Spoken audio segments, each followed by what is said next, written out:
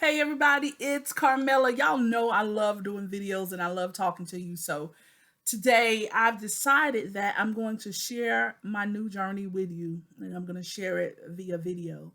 So you may get a snippet here and there, but the full video log will be on my YouTube channel and I'll just put it all in a playlist to make it easy for you to follow. So let me tell you a little bit about me. I am 45 years old. I have four biological children. We have a blended family, so we have seven kids altogether. We have six grandkids. We have two on the way. I've been married now for almost 18 years. So July of 2021 will be 18 years. My husband and I are pastors. We're community leaders, and we run our own businesses. We are entrepreneurs. I absolutely love my life. I have really good self esteem and confidence. Like, I think I'm sexy. I just, I love me. I love dressing up. I love my makeup. I love my hair. I love my fingernails. I just love me. However, a couple of years ago, I got sick because I would get these cysts on my body. And this particular incident, the cyst didn't close. So it just kept draining, kept draining, kept draining. I went to my primary care physician and she referred me to wound care. I found myself in wound care from I think that was in June, from June until December of that year. I was in wound care twice a week. So I would have this cyst under my arm, and what would happen was they would form tunnels under the arm and then open on another end.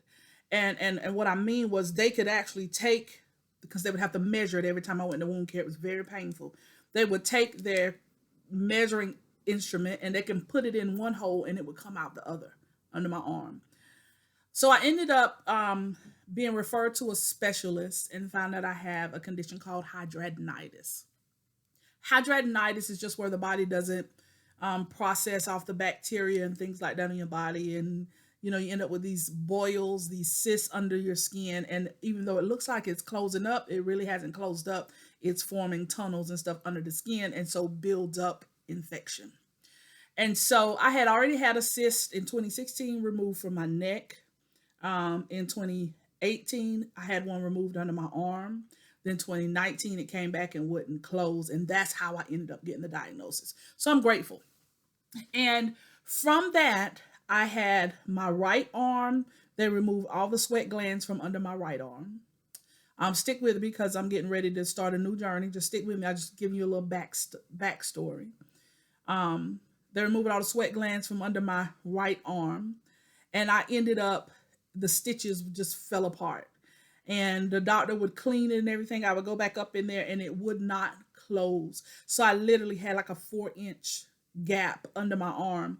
I really battled with just mentally, am I going to live? Is my body going to be healthy? Am I going to be toxic?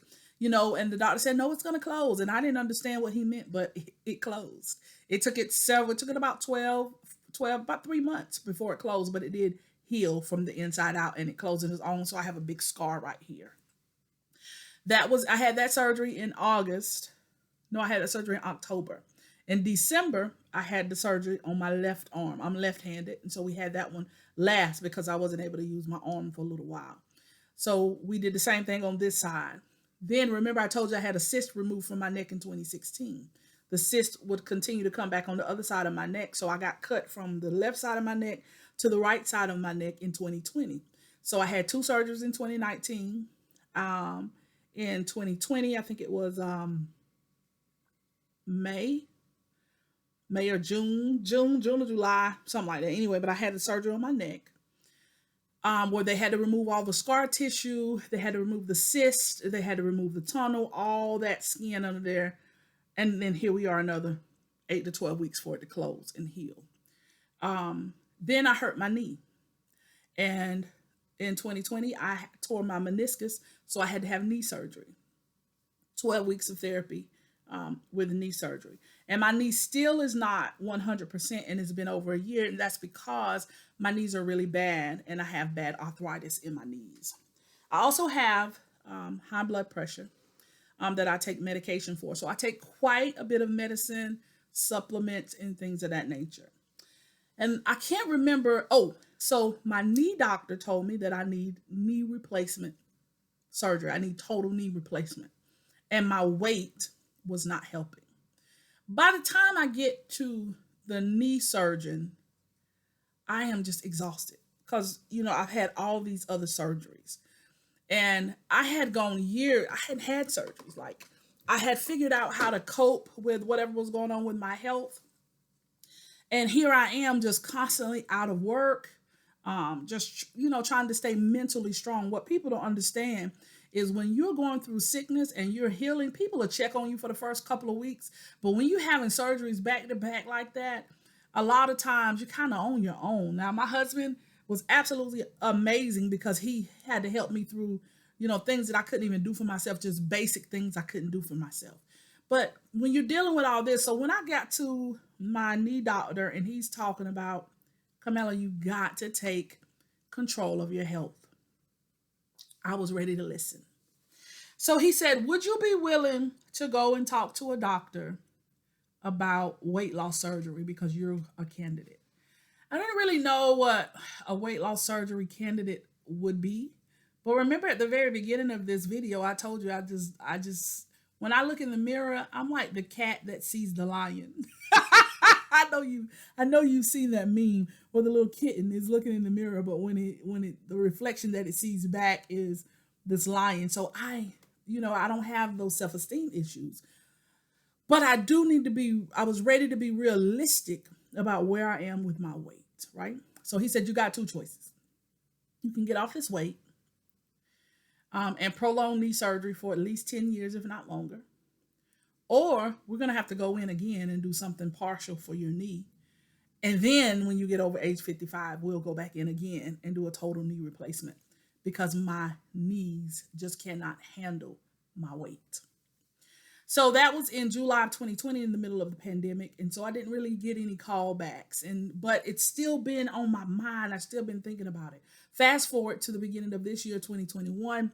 And I was talking about it to somebody and they knew somebody that had the surgery. She made a referral. Long story short, I've decided on which doctor I'm going to use. I've decided on the procedure that I'm going to do. And yesterday was my orientation. I'm very, very excited. Now, let me say this. Weight loss surgery is not for everybody. I'm not here to tell you what to do, or I'm doing this for me. This is just to journal via video my weight loss journey. So I did my orientation yesterday, and I'm going through livehealthymd.com. The main office is in Augusta, but I will use the bariatric clinic in Dublin just because it's a little closer to me. But I did my orientation in Dublin. Let me tell you, I wish I would have done this a year ago. So they are very thorough. This is my notebook. They are certified. They have credentials for AIQ, COE, and Blue Distinction. These are like those excellent stickers that they get for going above and beyond. And so to me, that meant a lot. I have to go through a psychological evaluation. I have to go through dietitian training. Hold on. That way, let me just tell you what all I got to do. I got to go through. I've done my orientation. I got to go through a workshop. I got to go through dietitian evaluation. That's where they're going to teach us what we can eat because it's a very strict diet for about 6 weeks, 2 weeks before, and then the 4 weeks after the surgery. But that's for our own health while our stomach is healing. We'll do the psych. We have to do that endocrinology, the EGD, where they run the light down our throats to just make sure that everything is intact and we ready for the surgery. Because of my insurance, I have to do a 6-month supervised diet. I'm going to talk about that. I have to get medical clearance, cardiac clearance, and all of those things. So I've been in touch with my insurance company. I know what I'm supposed to do. I've been to orientation and we're really just ready to go. I'm just waiting now on my dates when I go back in and then my support group. So I've given you the summary, right? And we're almost at the 10-minute mark. So here it is, 6 months of supervised diet. This is what's required by my insurance company. Depending on what insurance you have, this number can be less, and some people don't have to have it at all. So what I have to do is I have to go to my doctor once a month for 6 months. I'll weigh in. We'll talk about what I'm eating and my exercises, and they have to actually document it in the medical notes. And so I've started in June. I'll get my sixth one in November, and then we'll be submitting for final approval for my surgery to take place in December of 2021. So I'm very excited about it. I'm excited about the weight loss. Um, my doctor, his name is Dr. Hakame. He did our orientation. He's a great speaker and great presenter, and he used so many analogies that it just literally makes sense in my mind. It makes sense that it's going to be hard work. We're going to have to change our lifestyle. We're going to have to change what we eat. We're going to have to change what we drink. We're going to have to change how we cook. We're going to have to change, and I'm saying we, this is me and my husband. I'll have to change my exercise regimen, where I am so used to just sitting in this chair for 12 hours a day that I have to change my system and put some things in place for me to be healthy, to be up and moving every single day. Because not only do I want to lose the weight, I want to maintain it for the rest of my life. The thing that I'm most excited about this program is that I don't have to figure it out, right? I don't have to figure out what to eat and how to cook, because at 45 years old, I've eaten this way for 45 years. So if you tell me reduce carbs and things like that, like what else am I supposed to eat? So I'm excited about the nutritional training and the ongoing training that's going to show us the foods, that's going to show us new ways to cook. I'm excited about the exercise. Like you don't have to run out and get a personal trainer and then exercise so much that you soar for 3 weeks.